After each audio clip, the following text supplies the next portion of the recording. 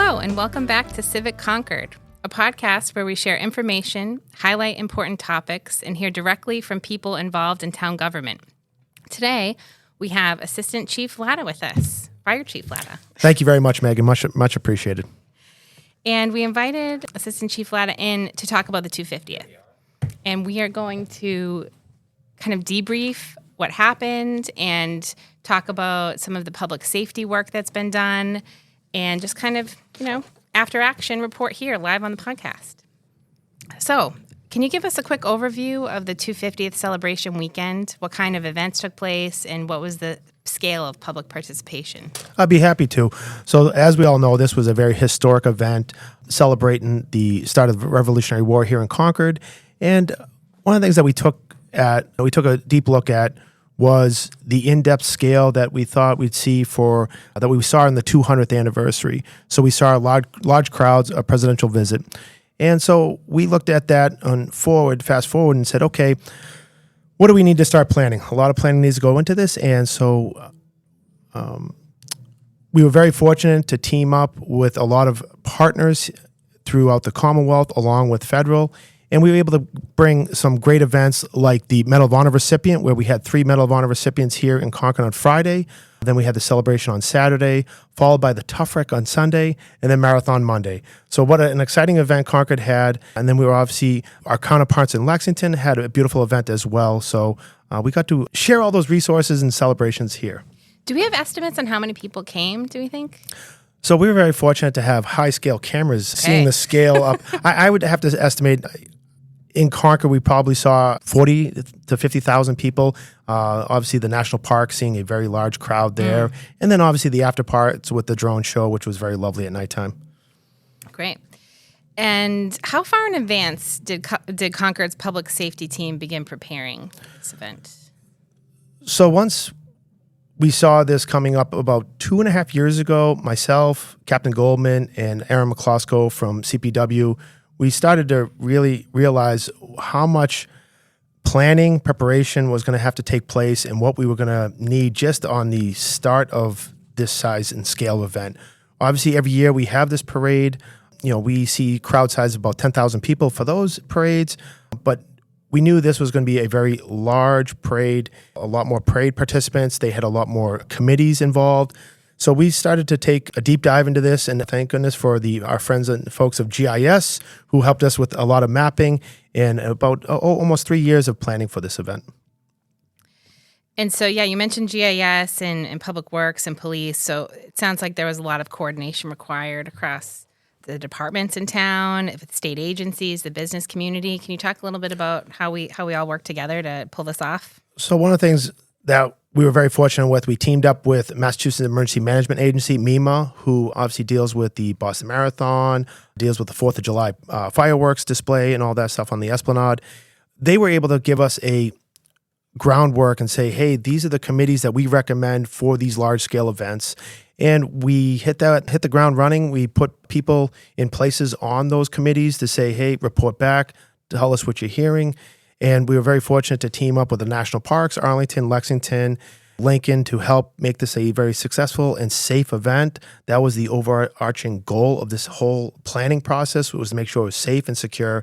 And we're hearing that from the residents and the people that attended, they felt safe and secure. And we understand that when you have that many people coming in, there's a balancing act. You want all of the safety and security, but then you also want the mercantiles and businesses to do well. So there was a very fine balancing act, and obviously transportation was one of the biggest hurdles that we had to overcome. And what I mean by transportation, we partnered up with MBTA, we partnered up with a ride shares, and then obviously parking and transportation with John and Rita and the busing. Yeah, we had satellite lots for people from out of town. We had transportation shuttles for people that lived in town, inter-community shuttles. There were a lot of different networks There was. So for the day of operations, I was excited and lucky to be in the Emergency Operations Center and kind of see what was going on. But can you walk us through, for folks that weren't in there looking at all the cameras, how did your team approach coverage, response readiness, and coordination during the peak event, like the parade and the reenactments? So one of the things that we looked at, both police and fire, along with CPW, the core public safety group, We did a whole department recall, so every member of each department was recalled, and so you had all personnel working both Friday and Saturday to not only secure the roads and then obviously have the extra staffing for police and ambulances and fire trucks. So once you were able to get down to the ground level, those were the troops on the ground. We made a first aid station right at the Kais Road. We felt that was the center of the whole parade, and we obviously couldn't at that time understand what the weather was going to be. Obviously, we all know weather in April could be snow, could be hot, and this time it was a little warm. We saw several medicals. And so we felt that we needed to have an emergency operations center with several key figures in that room up on the third floor at 209 Walden Street, making those calls, being the eyes and ears for the event. And then you also had the Unified Coordination Center, which was the hub of everything for all of the communities and National Park. We were at Minuteman. And so what would you say went especially well from your standpoint? So one of the things that we're hearing back is people felt safe and secure. And obviously the world that we're living in right now, coming on the heels of what happened in New Orleans and the political environment that we had, to hear people felt safe and secure, that was the ultimate goal. But at the same time, I thought the parade with the Medal of Honor recipient, Captain Kelly, kicking it off was just so inspirational. The bands that came, the people were out there. It really felt really good to be part of this historic event, and that's what I take great pride in. And I think a lot of people felt that way, that we were making history as the event was going on. Yeah, I think so. I think people really loved having no cars on the streets. I heard a lot from people about riding their bikes in and feeling, like you said, feeling safe with those kind of checkpoints and making sure that, they could enjoy the space and in a different way. I also heard the beer garden was a fantastic hit. So yeah, that was popular. That's for sure. I know when you were preparing for this event, you traveled around a little bit and saw some other large-scale events. Do you have any lessons that you'd take away that would shape how we approach future large-scale events here in Concord? Yeah, so we were very fortunate. Leading up to this event, we have obviously here in Concord the tree lighting ceremony. We have obviously the parade every year. We have several events in town that are of a smaller scale, but it gives us an ability to practice. And we were, like I said, we teamed up with the Massachusetts Emergency Management Agency, MEMA, along with our friends and partners down in Foxborough. And so they were able to get us in behind the scenes for the Army-Navy tabletop exercise. And then we were able to be part of a football game and see everything that goes on behind the scenes and the security that goes on at Gillette Stadium. So we were able to see some of those events, and obviously we have the FIFA World Cup coming up. But my other role also is a logistics manager for Massachusetts Task Force 1, and which is an urban search and rescue team, a federal urban search and rescue team with one of 28 teams. And I've been to Tropical Storm Helene, where that hit Asheville, North Carolina, the wildfires in Hawaii. So seeing these large-scale events and all the assets and resources you need, it helped me prepare and understand what we were going to need here in Concord and some of the small things and the logistics that needed to help this operation be a success. That makes sense. I think, leading up to the event, there were so many kind of rumors about who might come and how that would impact operations. We didn't end up really getting a presidential visit, of course, or a vice presidential visit. There were certainly officials that were present. Were there, how were you thinking of that when you were getting ready? Yeah, great question. And so one of the things that we looked at was exactly that. In 1975, you had a presidential visit. So right out of the gate, we said, you know what, let's plan for a presidential visit or vice president visit. And so the people probably saw what they call the cell on wheels, the cows. You had cell towers right in the downtown area to help with communications, because that was one of the gaps we had right out of the gate. So we knew and looked at diving into all of this stuff. So in 1975, I tell people, you didn't have cybersecurity. You didn't have to worry about that. You didn't have to worry about drone attacks or drones. We had to look at all of that this year and say, okay, how do we also secure the river? Because we have the river. And so we were able to partner up with the state police and have other fireboats in the water because, the water temperatures were cold. So we had to look at everything from a different lens than they did in 1975. And at the same time, and this is just my opinion, it would have been an honor to have the President of the United States come to this. The person of the highest office in the United States of the free world. And so we looked at that and said, okay, we need to plan for this and say, okay, and we did not have a presidential visit, but we did have a lot of high dignitaries. We were very fortunate to have the governor come and she gave a great speech, and it highlighted the parade, and it felt good. So it was nice to have that. Yeah, I think if we were going to have, a visit like that, it really would have changed things for public safety and for staff. Absolutely. And kind of would have made way for Secret Service and had a different experience. Well, and we were ready to do that and flip the switch. And at the same time, if we had the king or someone from Britain, we would have had State Department. So that was another factor that we looked at. And I've never had that type of level of security go there. But those were some of the things that we talked about. Makes sense. So now we're really in our after action review, or you've been doing that for weeks now, I know. Can you talk a little bit about the process? And I especially like to hear you talk about when you were reading some of the documents from previous celebrations, because it feels a little bit like a time capsule. Yes. So people that know me know that I love history, and here we are making history.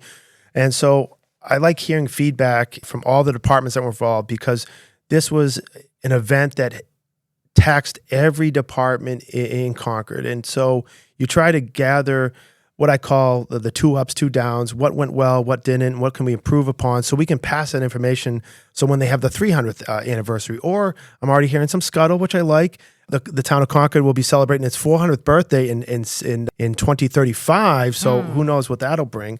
So whenever you do this type of after action review, communications always comes in to focus. There was some good and there was some bad. And that could be internal, external, and just there's so many avenues on communication, whether it be through social media, through sit-downs. We had a very large document called the Event Action Plan, communications through radio channels, cell phones. And so you saw a lot of that, of people said we can improve on that, but then some people said we did very well on that. Everybody that came back on this said that we did a very good job on security and scene safety and all that stuff. So that was very impressive. But some of the stuff that did come back that it'll reflect in the after action is people got to understand, when you're planning for these events, you can't have those changes occur on the 11th hour like we saw, because you have the mapping, you have everything, all the coding ready to go, and you're ready to broadcast that out to say, hey, this is where you park and that. And all of a sudden to change things on the 11th hour for this type of event made some challenges and created some ripple effects. Yes, I think, and the fact that, we don't, you and your experience do a lot of kind of management of events like this, but a lot of other staff and volunteers are kind of getting into the space for the first time. Correct. While we're doing our regular jobs and our kind of regular tasks. So that was definitely different for us to get into this level of event planning. So do you have any thoughts about how public safety can continue to engage with the community during commemorative or celebratory events in the future?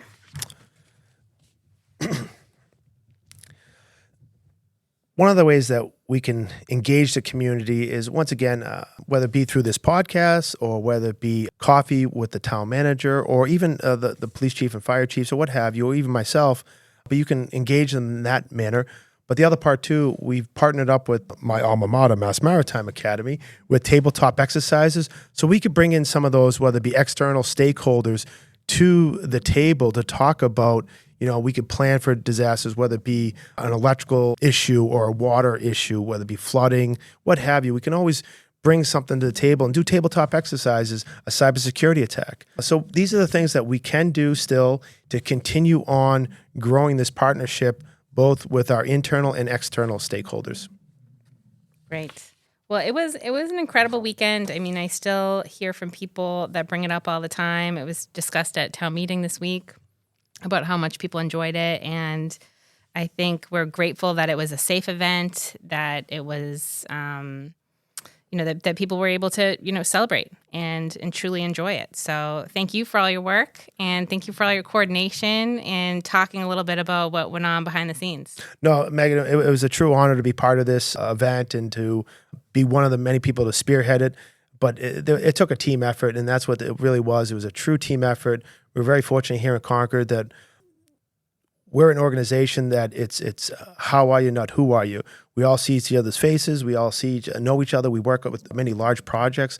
We were just coming off of the heels of the Concord Middle School project, which it was just so nice to go from that type of project to now this 250th project. So working with the true professionals in the multiple departments was an honor, and Concord should be proud of that. Great. Well, thank you very much. Thanks for coming on the podcast. Thank you very much, Megan. Okay.